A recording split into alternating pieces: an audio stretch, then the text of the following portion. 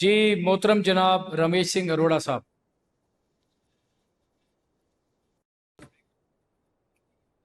ਸਤਿ ਸ਼੍ਰੀ ਅਕਾਲ ਜੀ, ਸਤਿ ਸ਼੍ਰੀ ਅਕਾਲ। ਔਰ ਇਹ ਸਤਿ ਸ਼੍ਰੀ ਅਕਾਲ ਰਾਣਾ ਸਾਹਿਬ ਤੁਹਾਡੇ ਤਰਫੋਂ ਸਾਰੀ ਉਹ ਸਿੱਖ ਕੌਮ ਨੂੰ ਜਿਹੜੀ ਸਾਡੇ ਨਾਲ ਚਟਾਨ ਦੀ तरह खड़ी रही। जनाब स्पीकर, आज मुझे अब थोड़ा सा टाइम देंगे क्योंकि अंदर बहुत कुछ जी बोलने को जी है, मुझे आप बिल्कुल मुझे टाइम बिल्कुल देना है। सरदार साहब बिल्कुल। सबसे पहले तो आई विल बी बाईलिंगुअल क्योंकि मेरे ਜਿਹੜੇ ਭਰਾ ਬਾਹਰ ਬੈਠੇ ਨੇ ਜਿਹੜੇ ਸਾਡੇ ਵਾਲਾ ਸਿਸਟਮ ਦੇਖ ਰਹੇ ਨੇ, मैं ਉਹਨਾਂ ਨਾਲ ਪੰਜਾਬੀ 'ਚ ਗੱਲ ਕਰਾਂਗਾ, ਨਾਲ मैं अपनी कौमी ज़ुबान भी बोलांगा जी। सबसे पहले तो मैं इस पाकिस्तान की कौम को मुबारकबाद पेश कर, खुदा ने हमें सुरखरू किया और इस सुरखरू करने में हमारी जो अमन की ख्वाहिश थी वो पूरी हुई।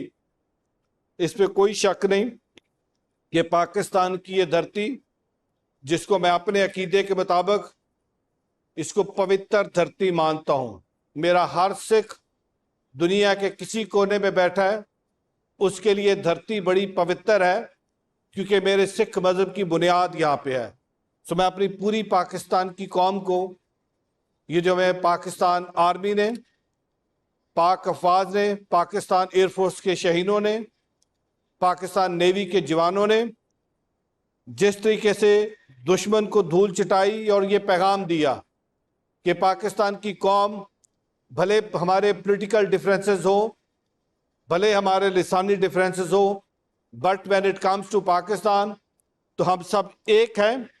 और हम जो नारा बार बार लगाते इस परचम के साए तले हम एक हैं, हम एक हैं, तो उसकी एक जिंदा मिसाल अभी ये जो भारत ने पाकिस्तान पे एक एग्रेशन की उसकी मिसाल अभी मिली। मैं उसके बाद अपने कायद मियाँ मोहम्मद नवाज शरीफ साहब का शुक्रगुजार हूँ, जिनकी कायदाना सोच, कायदाना सलाहियत और उन्हीं के विजन के मुताबिक वज़ीर आज़म पाकिस्तान, उनकी हिकमत अमली, आर्मी चीफ जनाब सैयद आसम साहब, air marshal, air chief, navy के चीफ और पूरी टीम ने मिलकर जिस तरीके से दिलेराना तरीके से इस पूरे ऑपरेशन को किया, तो मैं सबका शुक्रगुजार हूँ और शुक्रिया अदा करता हूँ कि हमने इस जो हमारी अमन की काविश है उसको हमने अचीव किया। जनाब स्पीकर, मैं थोड़ा सा इससे पहले के पहलगाम वाक़या पे जाऊँ, मैं उससे पहले दो तीन बातें करना चाहूँगा। भारत ने पाकिस्तान को सिंस क्रिएशन एक्सेप्ट नहीं किया। कभी 65 की जंग, कभी 71 की जंग, कभी कारगिल, कभी कुलभूषण, कभी अफगानिस्तान पाकिस्तान के बॉर्डर पे अपने सफारत खाने, कभी पंजाब के अंदर, कभी केपी के अंदर, कभी बलोचिस्तान के अंदर, कभी सिंध के अंदर फिरका वाराना फसादात, हर आए रोज़ यहाँ पे अपने स्लीपर सेल किसी ना किसी तरीके से यहाँ पे इस पाकिस्तान के अंदर जंग मुसल्लत की। जब ये पहलगाम का वाक़या हुआ, जनाब स्पीकर आपको याद होगा, इसी हाउस के अंदर हमने बैसाखी पे जो पहली दफ़ा वज़ीर आज़म पाकिस्तान ने 7,000 सिख यात्रियों को वीज़ा दिया कि वो पाकिस्तान आए, और हर उस प्रोटोकॉल का जो इंडिया और पाकिस्तान के दरमियान हुआ उस पर साइड पे रखा कि हम 3,000 नहीं 7,000 सिख यात्रियों को यहाँ पे रिसीव करेंगे। और वो सिख यात्री यहाँ से मोहब्बत का पैगाम लेके गए।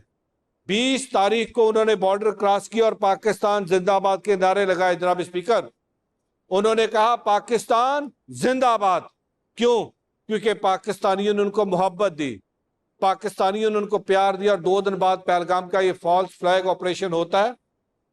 मैं अप्रिशिएट करता हूँ अपने फॉरेन ऑफिस को, मैं अप्रिशिएट करता हूँ अपने डिफेंस मिनिस्टर साहब को, और मैं अप्रिशिएट करता हूँ अपने वजीर आजम पाकिस्तान को, जिन्होंने कहा हम तहकीकात के लिए पाकिस्तान हाजिर है, आए आज़ादाना तहकीकात करते हैं। लेकिन कौन सी तहकीकात?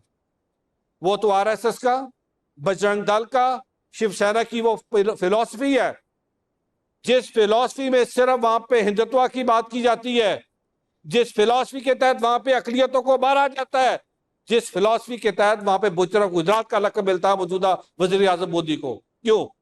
क्योंकि वो अपने अलावा किसी और को एक्सेप्ट नहीं करता। पहलगाम हुआ, उन्होंने कहा हमने जंग लड़नी, हमने कहा हम अमन चाहते हैं क्योंकि हम एक रिस्पॉन्सिबल स्टेट है, हम ये चाहेंगे कि इस खित्ते के अंदर अमन हो। मोदी सरकार अकेली भारत को रिप्रेजेंट नहीं करती। भारत के अंदर सेक्युलरिज्म, अभी भी कुछ लोग ऐसे मौजूद हैं जो सेक्युलरिज्म की बात करते हैं। भारत के अंदर अभी भी ऐसे लोग मौजूद हैं जो अमन की बात करते हैं। लेकिन मोदी सरकार ने उन सबकी बात सुनी और सुनी की। और इस वक्त जो गोदी मीडिया बैठा है भारत का, जो मीडिया की बजाय ज्यादा इस वक्त बॉलीवुड का रोल प्ले कर रहा है, बॉलीवुड वाली जो एक्टिंग है वो इस वक्त वहां के मीडिया ने की।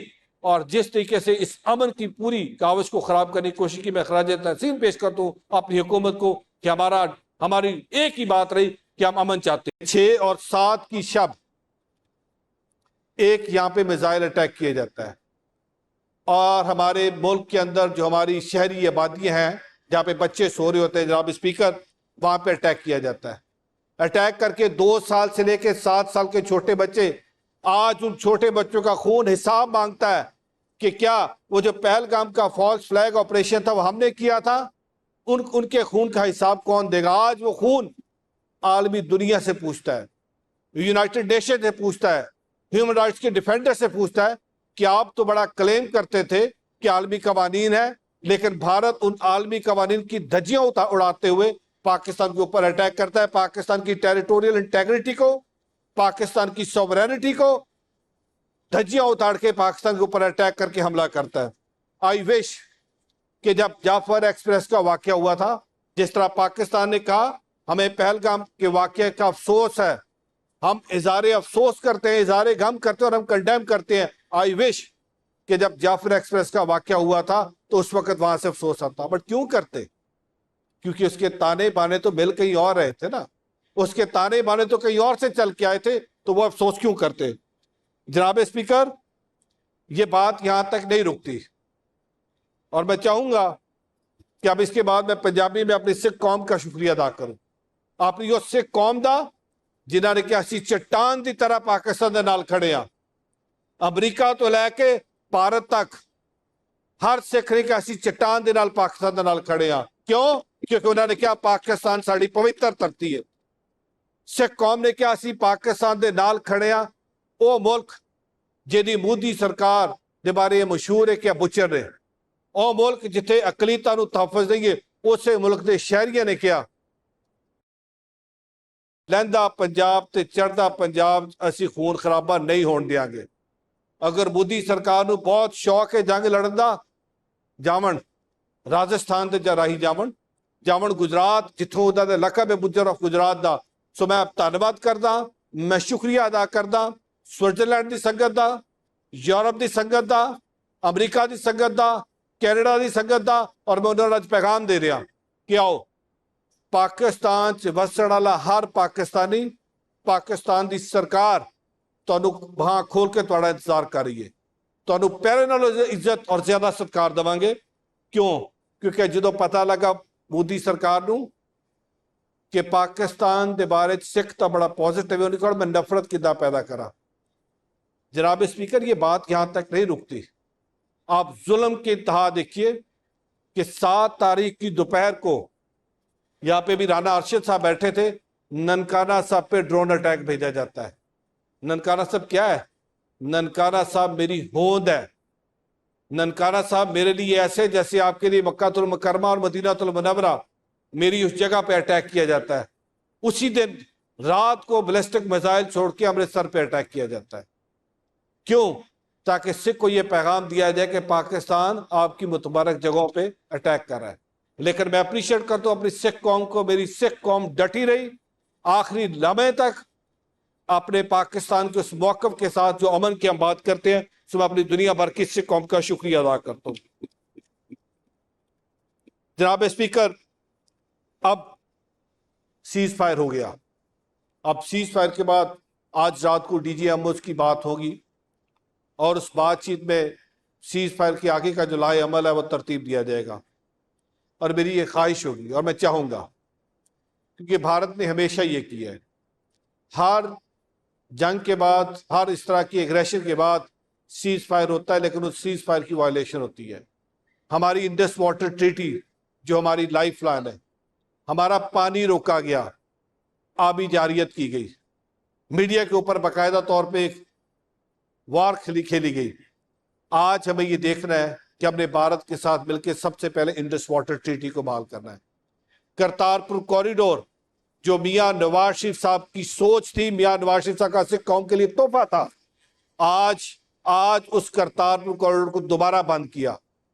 आज उस करतारपुर कॉरिडोर को वीरान किया गया, क्योंकि मोदी सरकार को पता है अगर करतारपुर कॉरिडोर खुला रहा तो वहां पे जब सिख जाएगा वहां से मोहब्बत लेके आएगा, पैगाम लेके आएगा। राणा साहब वहां से जफ्फी डाल के भेजेंगे, राणा साहब तुहानू भी सलूट कर दे जनाब। ਅਸੀਂ ਹਮੇਸ਼ਾ ਤੁਹਾਨੂੰ ਐਕਨੋਲੇਜ ਕੀਤਾ ਕਿ ਤੁਹਾਡੀ ਦੌਰੇ ਕੋ ਬਹੁਤ ਬੜੇ, लेकिन सोच साड़ी सी तुसी बनाया, ਅਸੀਂ ਤੁਹਾਡਾ भी शुक्रिया अदा कर दें। जी तो मैं ये चाहूंगा कि करतारपुर कॉरिडोर को दोबारा बहाल किया जाए। और आज इसी हाउस से मैं अपनी सिख कौम को ये भी पैगाम देता हूं कि पाकिस्तान ने कहा कि हम भारतीयों को वीजे नहीं देंगे, लेकिन जब सिख कौम की बारी आएगी हम कोई वीजा कैंसिल नहीं कर रहे। सो आज हम उनको पैगाम दे रहे हैं कि आप अप्लाई करें, हम चाहेंगे कि हमारा सिख इस पाकिस्तान के साथ जुड़े।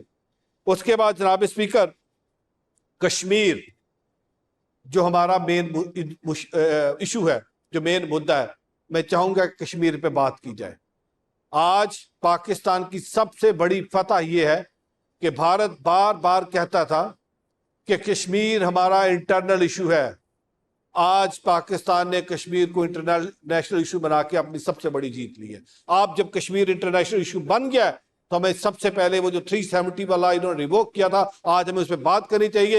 कश्मीर की पुरानी हैसियत बहाल करवा के अब जिस तरह कश्मीरी चाहते हैं उसका फैसला उस तरीके से होना चाहिए। जनाब स्पीकर, मैं ज्यादा टाइम ना लेते हुए, क्योंकि इस वक्त और भी मेरे बहुत सारे दोस्तों ने बात करनी होगी, आखिर में मैं अपनी बात को समेटते हुए सिर्फ ये कहूंगा कि पाकिस्तान की ये धरती हमेशा अमन की ख्वाह है। और हमने बार बार मीडिया पे भी, DGISPR ने भी, आर्मी चीफ ने भी, उसके बाद मियां मोहम्मद नवाज शरीफ साहब ने भी और शहबाज शरीफ साहब से भी अमन का पैगाम जाता रहा। लेकिन अमन को हमारी कमजोरी ना समझा जाए। अमन हमारी ख्वाहिश है, अमन हमारी कमजोरी नहीं है। सो आज इस हाउस के से इकट्ठी आवाज जा रही है कि अगर आप दोबारा पाकिस्तान पे जहारियत करेंगे, भरपूर जवाब दिया जाएगा। अभी तो 6-0 है, ये 600 ना कहीं हो जाए। पाकिस्तान जिंदाबाद। जी, थैंक यू सरदार साहब।